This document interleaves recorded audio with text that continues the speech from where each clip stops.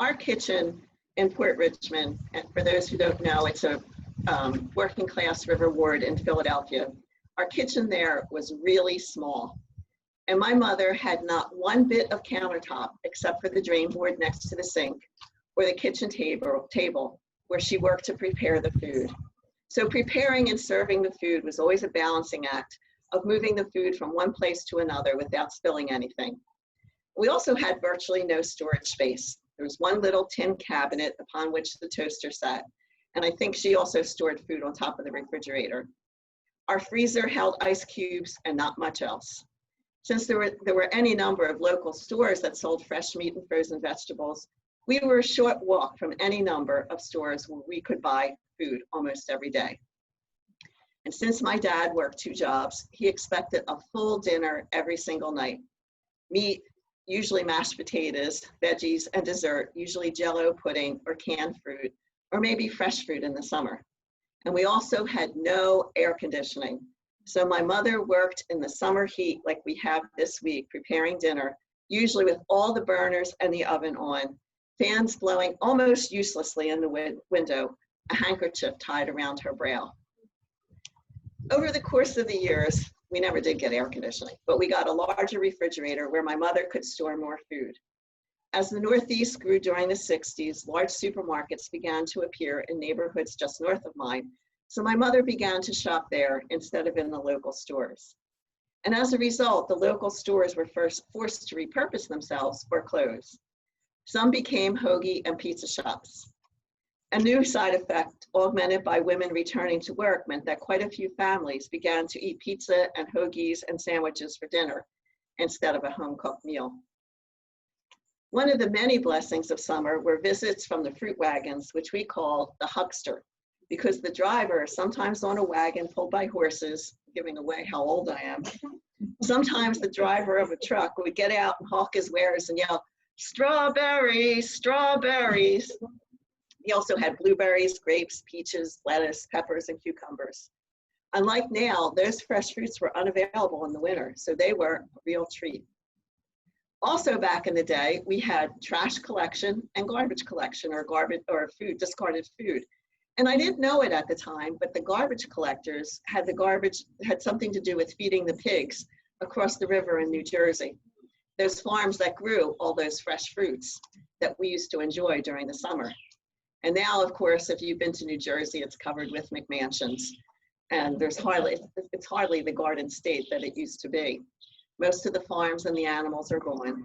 And now we just throw all of our trash and refuse into the same can to be picked up or not. If you live in Philadelphia, our trash hardly gets picked up during COVID.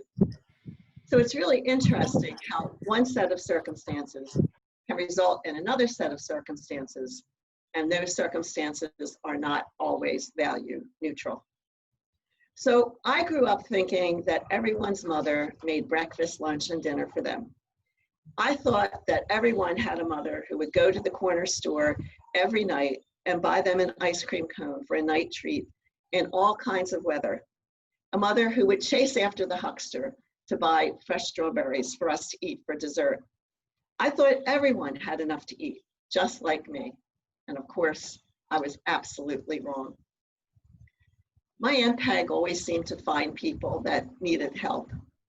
And I think a couple times I mentioned our friend Ag, who had a son who was killed during D-Day, and I was able to put a flower on his grave a couple years ago when I went to France. But Aunt Peg was always bringing people home. So one of them was this girl named Catherine, who somehow had a relationship with Ag and my aunt. I never could figure anything out because there were all these people that came into my house. And while Ag would show up every Friday night, Catherine began showing up every day at my house for breakfast when I was in 2nd grade. And in 2nd grade, I was a snob. I was one of the smart kids, so I had standards of association. Catherine was not smart in the conventional sense, and her socks were always falling down, and she was always stopping to pull them up. It's funny how you remember those things. She wanted to be my friend, and sad to say, I could barely tolerate her. I would wait in glacial tolerance while she finished every crumb of the toast that my mother gave her each morning. And then she would walk to school with me, while I clearly preferred the company of others. I was not the least bit sad when she suddenly moved away and I was free from her. In retrospect, Catherine, at 7 or 8, was probably a survivor in a family gone wrong, who ingratiated herself with adults so that she would have enough to eat every day. So perhaps she found another family who fed her lunch and another who fed her dinner. I certainly hope so. And so as I grew up and branched out of my comfort bubble, I learned that there was so much that was not okay with other families. A cousin married a woman who became an alcoholic. He left her and the children. I don't know how he ever expected the kids were going to eat, but the kids wound up stealing milk from their neighbors' doorsteps in order to eat. And when we were first married and lived in Bridesburg near I-95, these 2 little raggedy boys down the street would steal anything from our yard that was not nailed down. And they showed up at every neighborhood barbecue, and all the neighbors knew to feed them when they saw them. And then, as I'm thinking about the story, they never wore underwear. Their pants were always falling down, and they never even had underwear. My dad told me stories about the food rationing in his own house growing up during the Depression. There were 8 kids, and lunch was 1 piece of bread with 1 piece of lunch meat. I sort of thought that we were past that time, but I've learned through some really hard experience that we're not, and we never have been. There is always one peeking around the edges of polite society, and try as we might, it doesn't disappear with occasional neighborly breakfast and barbecues. So scripture certainly tells us that we do not live by bread alone. And while that is certainly true, but if you think of Maslow's pyramid, few things are possible without food. Children's bodies and brains never reach their potential if they don't have enough to eat during critical times. We've all seen pictures of children in the third world with marasmus and kwashiorkor that pull in our heartstrings. But the Catherines in the US often go without notice, or they are dismissed because they are poor, and their families are poor, and their families are poor because they made all the wrong choices. And because they are poor, they don't deserve the things that children whose parents might have made the right choices get. And so the cycle of poverty begins. Innumerable people have been broken almost irreparably at various points along that cycle. In our gospel today, Jesus tells his disciples to pick up all the broken fragments that were left over from the feast he created for everyone, without once asking if they were worthy of being fed. So I think perhaps there were crusts, my favorite part. Maybe little babies only gummed part of the bread, leaving most of it on the ground. I don't think teenagers in the ancient world were like this, but maybe they didn't like the taste of bread, took 1 bite and threw it away. Regardless, all of this was valuable to Jesus, so all that refuge was gathered up for some sort of reuse. He wasted and discarded nothing. In spite of the adulation attached to starvation by ascetic Christian saints, who we now know suffered from anorexia as well as an excess of misplaced piety, starvation serves no useful purpose. Jesus knew that, and he knew that hunger is bad for both the body and the soul. One attaches itself to all sorts of other negative emotions, which then go on a rampage, setting too many adrift from their moorings. Excess, on the other hand, is equally harmful. Supersizing and binge whatevers have also undermined families, houses of worship, and communities. How much is too much? Larry got us sandwiches yesterday from Wawa. We were out hiking, and he got me a ham and cheese sandwich where I swear there was a pound of ham in the sandwich. I picked almost all of it out and I couldn't eat it. It was gross. The sheer amount of fries or pasta served at restaurants just amazes me. So there are any number of questions that we can ask ourselves about our overindulgent lives.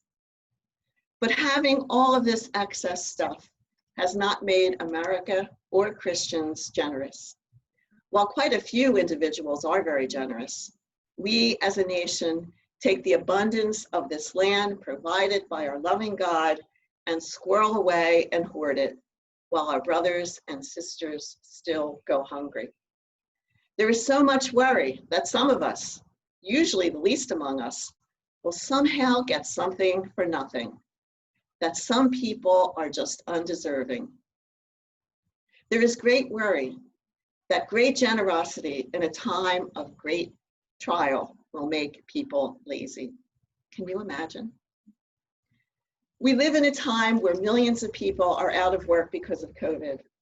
I read in the New York Times that those who once ran nonprofits are now on the receiving line of their own services. Millions of our brothers and sisters could be evicted or lose their homes. Tens of thousands of people can lose their health care amidst the real possibility of getting very sick. But their fellow Americans remain more worried that the less fortunate are getting something for nothing and somehow might not deserve it. Or they worry that it's too expensive, and the people who are saying that have a roof over their head and enough to eat on their table. One of the many things that my parents taught me by both word and example is, as my father said, we share in our house. And he always shared his beer with a local drunk. I'm not sure if he should have done that. And he always gave money to beggars. He stopped to help motorists on the road, always, in any kind of weather. For the last 25 years of his life, my father stopped going to church. After the failure of the church to say anything meaningful about Vietnam and the civil rights movement and their hobnobbing with the rich on the main line, as he used to say, he found organized religion hypocritical. But he remained deeply religious and prayed every night on his knees before he went to bed.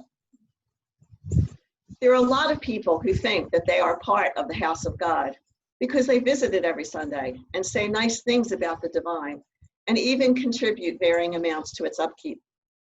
They might believe and even claim that God has blessed them and rewarded them with a good life filled with many, probably too many things, just for making those weekly visits.